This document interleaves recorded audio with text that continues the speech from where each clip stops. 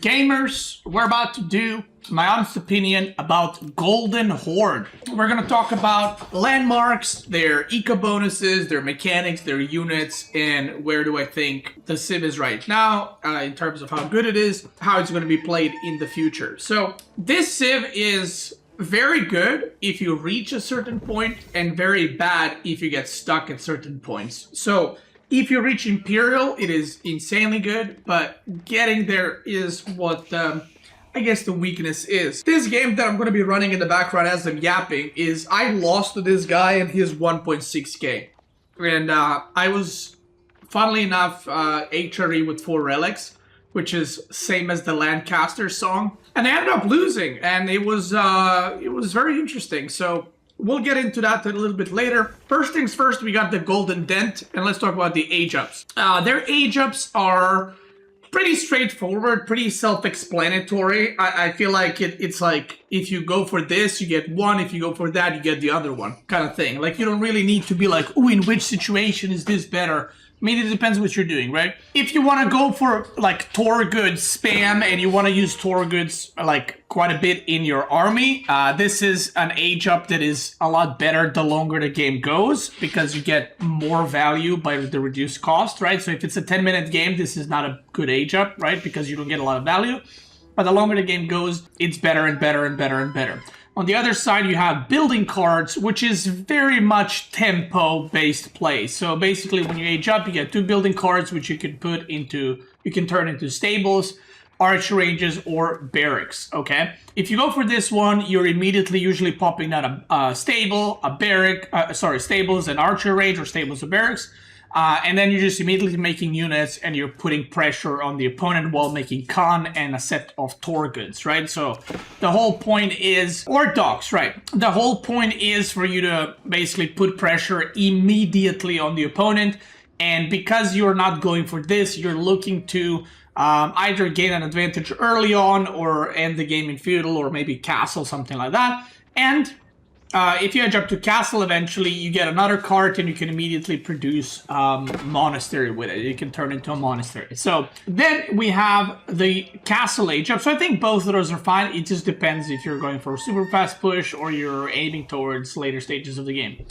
Then you have Muscovy Yasak, which is, initially I thought it was pretty bad, but there's actually quite a few things you can do with this. So Muscovy Yasak, what it basically does is, you have some like weird wood generation of 200 per minute, and it's reduced by 2 for every armored unit you have, which would be Torgood, Keshik, and Man-at-Arm. So it's kind of like a weird one. Like, I wish they just gave a flat, 75 or 100 wood per minute or something. But anyway, so that's pretty nice, right? You get a lot of wood. It helps you transition to food. But also the top one, you get heavy infantry and heavy cavalry increases ranged armor by 2. So basically, there's some interesting stuff where you can do, where the moment you age up, usually if you're diving TCs with heavy cavalry amount, like with other civs, what you actually do is, if you have like, let's say 10, 15 knights, you'll age up to castle, then you'll upgrade knights, and then you'll go. Because you want to maybe get +2 ranged armor, or you want to get veteran knight upgrade, or whatever. But with this age up, it puts your armor ranged armor really high, so you can immediately fight with archers, you can immediately fight with even longbows, you can immediately dive TCs, and they just basically do no damage to you. If your playstyle is like based on mass Keshik Torgood, this is probably the age up you want to go for. Or even if you're, going for mass Man-at-Arm. And initially, I thought that this age up would be better, the Relic Uvus, but I think Muscovy Yasak is just plain better in my opinion. Now, this is something like, it's very good for like team games and FFAs. Basically, let me swap that around. Boom, like that. Basically, this one is, again, very long game, right? Shamans can use a relic to build more Uvus. The thing is, you don't need that much stone with this civ. Initially, you do, because there's a lot of upgrades you can get. But once you get to Imperial and you've gotten these upgrades, you kind of want to destroy those extra Uvus and put them in Monastery to generate gold. So And it also depends on you getting the relics in the first place, right? Which, if you're playing against Ayubit or HRE or whatever other civilization that goes fast castle, you might be struggling to actually get the relics, right? It's a bit of a gamble in a way, whereas this one I feel like is just giving you immediate value, and it's giving you kind of like safe income in terms of wood, whether you take relics or not, if that makes sense. So I think this one is probably better, and it's quite strong because +2 ranged armor can be used. Activate windows, yeah, soon. Can be used against a lot of civs. And then we have Stone Armies and Yam Network Trade. The Golden Dent can rapidly produce unique units at discounted stone cost, and Roost tributes are upgraded with increased armor and Barsha Axe. So basically you get like an extra set of units here that you can recruit with stone, but currently you kind of want to spam Torgood's whole game, so I don't really see a lot of value with it because of that. Like, Torgoods in the current state of the game are too strong, so you're probably always going to produce Torgoods, especially if you went for this age up. On the other side, the Golden Dent will generate 10 gold every 10 seconds for each fortified outpost, up to 6 fortified outposts, which is 360 gold per minute. To be fair, this age up being Imperial is pretty underwhelming in my opinion. Like, it just gives 360 gold per minute, which is good, but it doesn't really do anything else.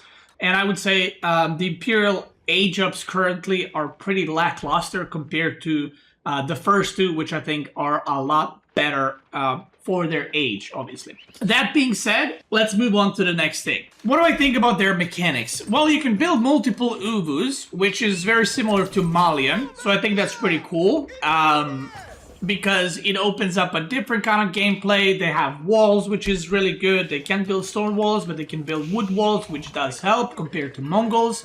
And their gurs cannot move, so you have to constantly rebuild them. So no buildings can move, which I think is another cool addition to separate them kind of from Mongols and make them more like a normal civ, or unique civ, I guess, even though they have some overlap with Mongol. Now, in terms of their economy, Stockyard is very strong. So I can't remember the exact details, but I remember someone telling me this. Stockyard basically has lower gather rate than if you went on sheep or some outside food sources, because the villagers don't have to move. So because the villagers are basically gathering and dropping off immediately, they don't have to walk. It actually makes it very good, especially if you get upgrades later on. And you can get a lot of safe food like around and you know, safe under your TC. And because 4 villagers occupy this space, that means that you don't need a lot of space for the farming economy that other civilizations have. Because other civilizations have to put like a farm here, farms here, farms here, farms here. And there's a lot of options you can raid, whereas with Golden Horde, you can kind of just do around your TC and you'll be good to go. These are pretty strong, I would say. Obviously, you can't spam them, you gotta add them over time, but there's already a lot of builds where you kind of add them pretty early in Feudal and you just kind of add them slowly one at a time. You know, every like minute, let's say you add 4 villagers on Stockyard and kind of extend your economy that way. Now, these towers are really good. Initially, I thought these towers are probably going to be too expensive or they're not going to gain a lot of value, but I think they're quite good because they have so much HP, and you can upgrade them as well further, which increases their fire armor and HP. So that's very nice, and obviously you have a lot of the other mechanics in the Golden Dent, the Edicts, which can further change the way you're using them or the way you're playing. So they're very strong. They do cost 50 stone, but it's pretty negligible to be fair because you already have like multiple Ubus, so you have enough stone. Now, let's talk about Edicts. Edicts are very strong. It's gonna take some time for players to actually use them properly. And in terms of will players ever use them properly or perfectly, I guess, probably not. And I would even say lower leagues are not going to bother changing between the edicts. They're probably going to press on one and leave it there. So you have edict for 20% production speed, which is obviously pretty nice for your production buildings. You have defensive aura edict, which I haven't seen anyone use it, but in theory, whenever you're getting attacked or you are attacking, you want to activate this one so your units have 10% extra HP. But again, when the players get more comfortable and used to, they're probably going to use that. Then you have the Karash Edict, which is basically whenever a unit comes out of any production buildings, 1 Karash spawns for free, which is pretty nice. You just kind of get a unit that costs 50 food, you know, for free. So it's nice. It's not OP, but if you have like 10, 20 production buildings and you're spamming units, it can be very, very strong, but they are very supply inefficient. So you got to be careful. Like if you're Imperial, you got to be careful not to have like 30 Karash because they're basically useless other than giving your army the armor, the bonus armor. So have that in mind.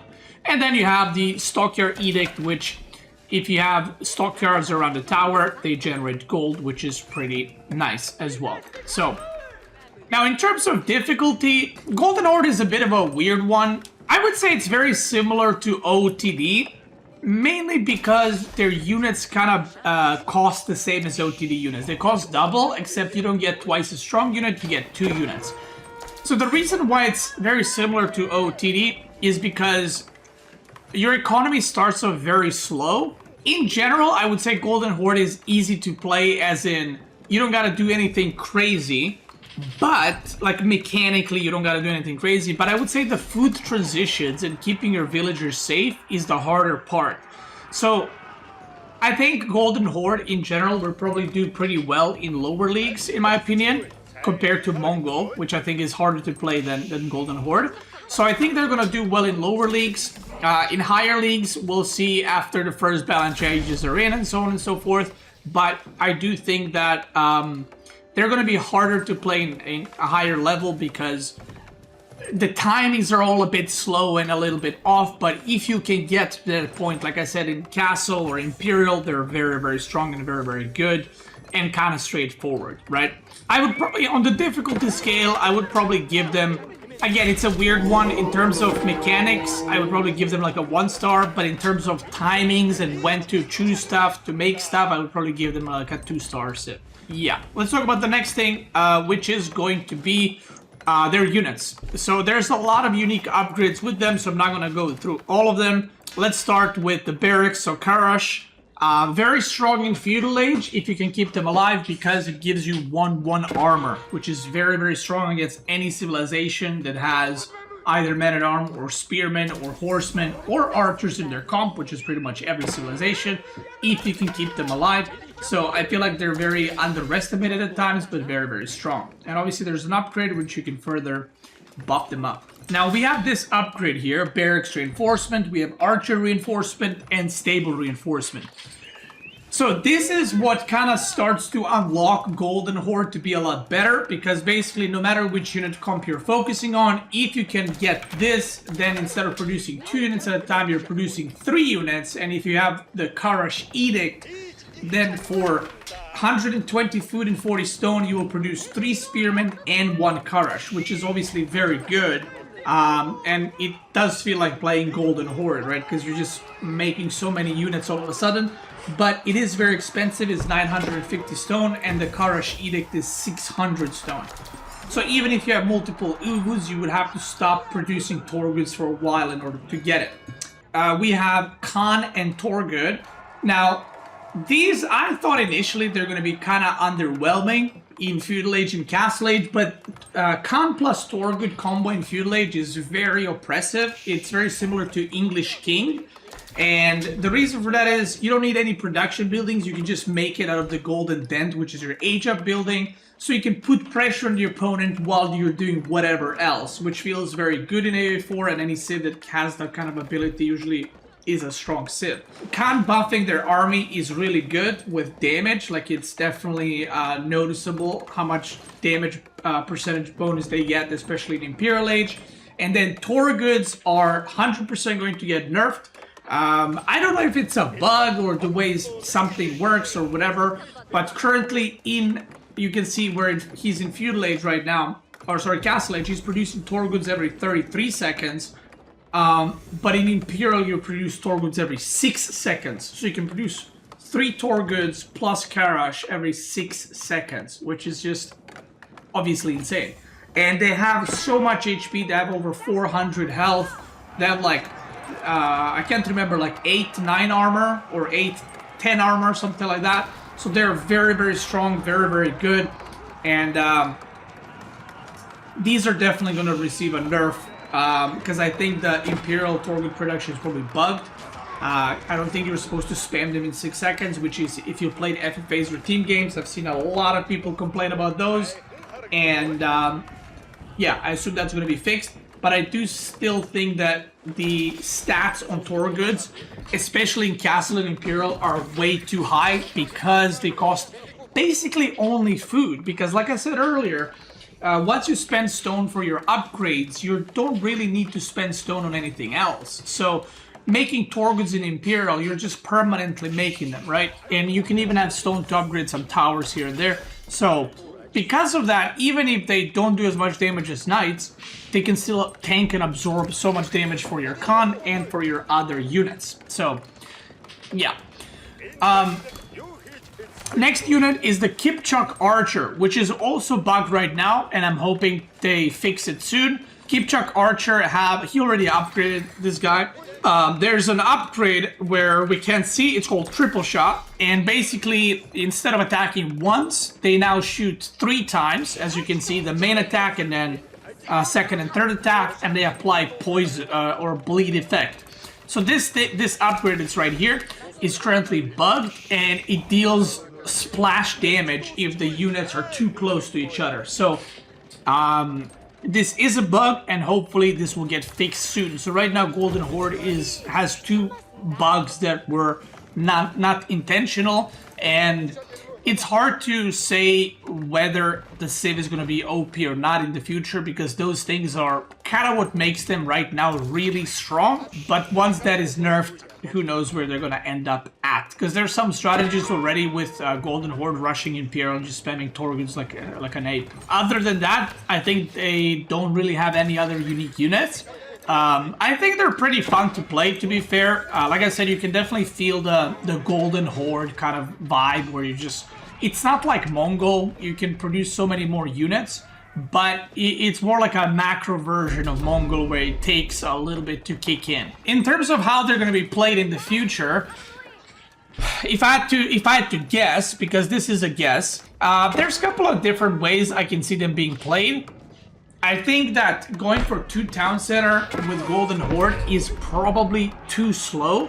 I can see a possibility of it, but I think it is too slow because your villagers cost 100 food per. So if you're on 2 TCs, you need 200 food every 37 seconds to produce. Pastures or stockyards are really expensive, so transitioning into those is going to be pain. And if the opponent puts pressure on you, you're going to be it's going to be very hard for you to defend. On top of that, you won't be able to get a second stone because your opponent can just kill it because you went to TC. So I think that realistically, the way Golden Horde will be played is going to be some kind of either 1 TC aggression or perhaps castle rushing. So I think it might be something along the lines of like Ayubid or where you kind of... I think Ayubid is actually the best example, where you kind of put pressure on your opponent, you make a couple of units, in this case Khan and Torguds, and then behind that you follow it up with Castle Rush, and maybe you go into Keshiks or you go into Kipchaks and get relics. So I kind of feel like that's going to be the style. Obviously it's hard to predict, and as you go you kind of slowly add stockyards, but I would imagine, you know, that's what people are going to go for. I do think that Golden Horde is probably going to be very strong in team games as well as FFAs, simply because of all the stone generation they can do and the amount of units they can crank out. So, yeah. In terms of strength, right now, like I said, I would probably put them at like a B tier in the Feudal Age. I don't think they're very great in Feudal Age, but the longer the game goes, they go from like B tier to maybe like an A tier in Castle Age, and then in Imperial, and I experienced this in this game, they're absolutely broken. So I'm gonna speed this up to hopefully get to a point, but if you look at the worker count, I have 3 relics right now. I thought I had 4. Maybe it's bugged. I thought I had 4 relics. Maybe it is 3. So I have 3 relics of HRE with Cathedral. I have double worker count. Like my farms are, you know, filled up. I have whole map control, and I ended up losing this game. So I killed his town center, for God's sake, and I ended up losing because he reached Imperial. And you can see here with the Kipchak kiting,